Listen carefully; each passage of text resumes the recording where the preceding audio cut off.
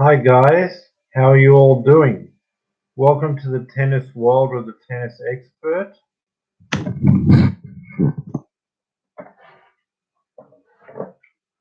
I am your tennis expert, so welcome to the preview of the Miami final. I just want to talk about the semifinals quickly. First semifinal, Khachanov straight set. Medvedev over Khachanov 3 sets. Khachanov played well for 1 set. Medvedev was a bit off. Khachanov overpowered him. But in the end, Medvedev just wins with his defense, his consistency, his patience, and our rallying Khachanov. Khachanov, because he's losing these rallies, has to go for too much power, makes far too many errors. And then when he's not, Medvedev's out rallying him, but it's mostly Khachanov's errors, and Medvedev's defense, and he's having to go for too much power near the line, making errors.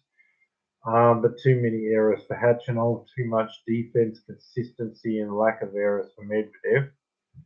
So 3 sets there for 3 sets there for Medvedev, and the score was in the second semi-final. Sinner beats Alcaraz 6-7, 6-4, 6-2. And I just think, like, when you look at this match, they were both very even. They played pretty well in the tiebreaker. Sinner actually got up in the tiebreaker.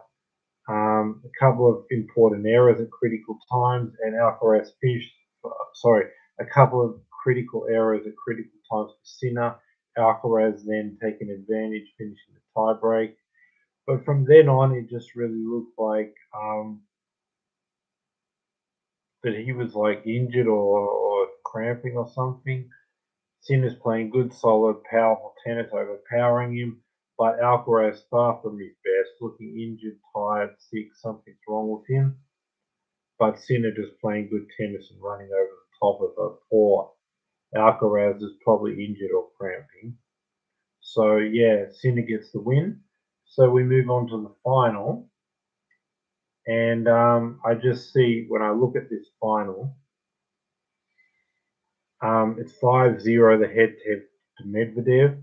But there are guys like Sebastian Korda that has this power game where he can the Australian Open, he pushed Medvedev around and overpowered him, but with power and consistency, and Medvedev was too defensive and bossed around.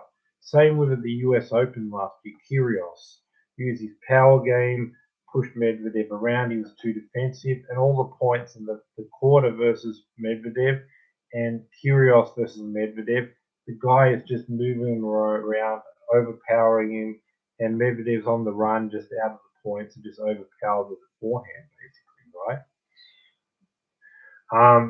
So that could happen because Sinner's got this kind of a good game where he can have power and he can control the points and push Medvedev around and overpower him, but he has the patience to wait 4, 5, 6 shots to get past his defense. So he matches up well, but the head-to-head's 5-0 to Medvedev. So I'm just guessing that that's probably not the way it's going to work out.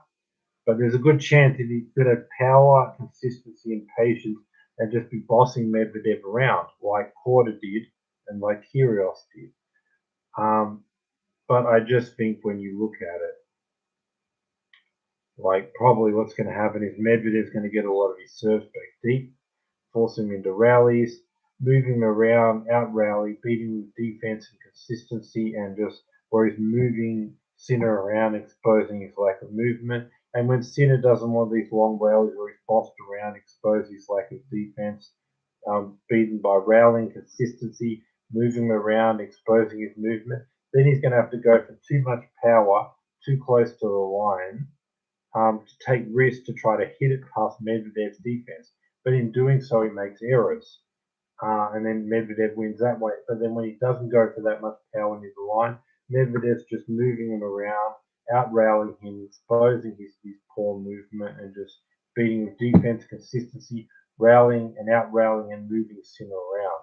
You're going to see him winning like that, and then other times Sinner not wanting to be bossed around in the rallies, going for a lot of power near the line to get past Medvedev's defense and making errors. You'll see both of those two or three sets, but because he's playing so well right now, Sinner, I'll say 3 sets for Medvedev. So your 2023 Miami Masters 1000 champion will be Daniel Medvedev. Your 2023 Miami Masters 1000 champion, Daniel Medvedev. That's my video, and he'll win this in 3 sets. That's my video for today. Subscribe, bell notification, thumbs up. I might do a video to review this final, but if not, I'll be back in about a week where I'll preview Monte Carlo right before it happens. So for all that, the whole clay court season, the French Open, Wimbledon, and so much more, subscribe, bell notification, thumbs up, and be back here for my next video for sure in a week to preview the Monte Carlo Masters. So thanks for being with me. Subscribe, bell notification, thumbs up. Thanks for being with me. Monte Carlo Masters final preview in about a week or a bit less. Thanks for being with me, and bye for now.